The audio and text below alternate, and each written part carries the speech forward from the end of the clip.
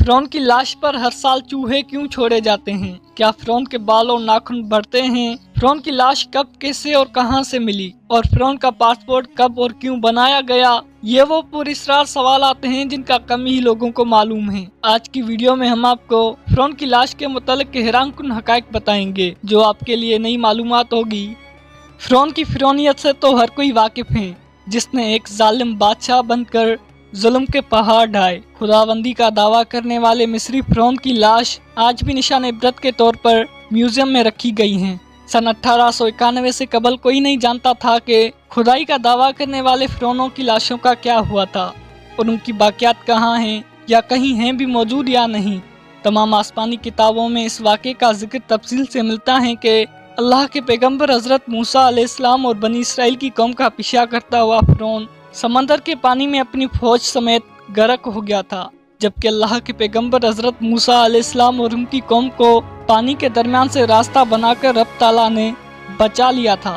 لیکن فرعون کی لاش کا کیا ہوا تھا یہ کسی کتاب میں نہیں لکھا، لیکن اللہ کی کتاب قرآن مجید میں ظالم فرعون کے انجام سے متعلق عجیب بات موجود ہے جس کی کسی کو سمجھ نہ تھی۔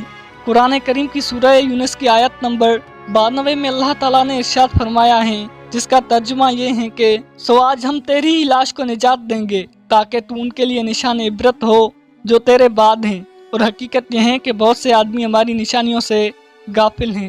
یہ واقعہ آج سے 3500 سال قبل پیش آیا تھا۔ فرعون کے ڈوب کر مرنے کے بعد فرعون کی لاش کو اللہ کے حکم سے باہر پھینک دیا گیا تھا، جبکہ باقی لشکر کا کوئی نام و نشان نہ ملا۔ مصریوں میں سے ایک شخص نے ساحل پر پڑی فرعون کی لاش پہچان کر پہلے دربار کو بتایا، پھر اس کی لاش کو محل پہنچایا گیا۔ درباریوں نے اس کی لاش کو مسالے لگا کر پوری شان و احترام کے ساتھ تابوت میں رکھ کر محفوظ کر دیا۔ حنوط کرنے کے عمل کے دوران ان سے ایک غلطی ہو گئی تھی۔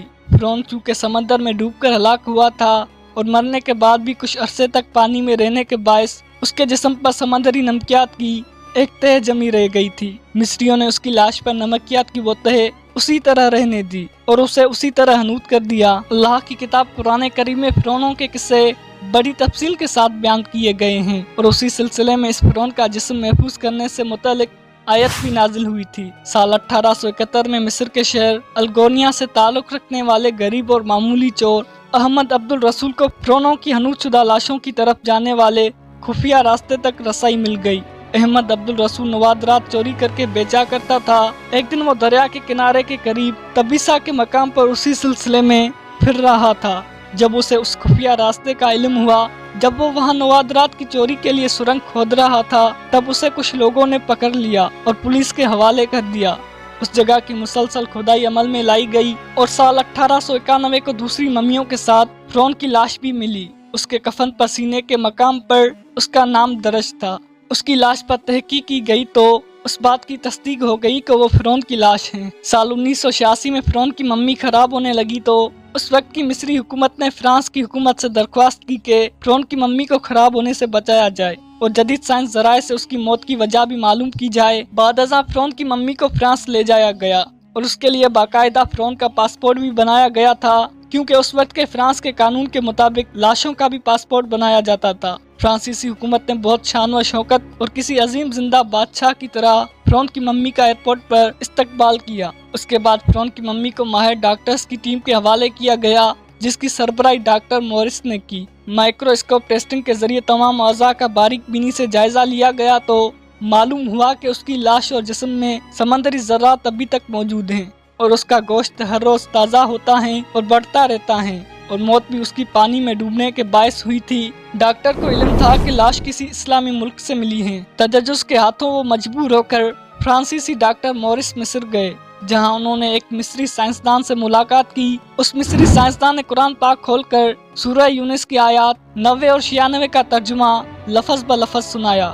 فرعون کے بال اور ناخن تاحال بڑھتے ہیں۔ اس حوالے سے سائنسدان بھی یہی کہتے ہیں کہ انسان کے مرنے کے بعد بھی اس کے بال اور ناخن بڑھتے رہتے ہیں۔ ہر سال 15 مارچ کو مصر کے میوزیم میں رکھی فرعون کی ممی پر چوہے چھوڑے جاتے ہیں اور وہ اس کا بڑا ہوا گوشت کھا جاتے ہیں، اور پھر فرعون کی ممی کو ڈریسنگ کرنے کے بعد دوبارہ اسے شیشے کے تابوت میں رکھ دیا جاتا ہے۔ قرآن مجید کے آیات کے مطابق مسلمانوں کا یہ عقیدہ ہے کہ فرعون کو اللہ تعالیٰ نے پانی میں غرق کر دیا تھا اور قیامت تک اس کی لاش کو نشان عبرت بنا دیا۔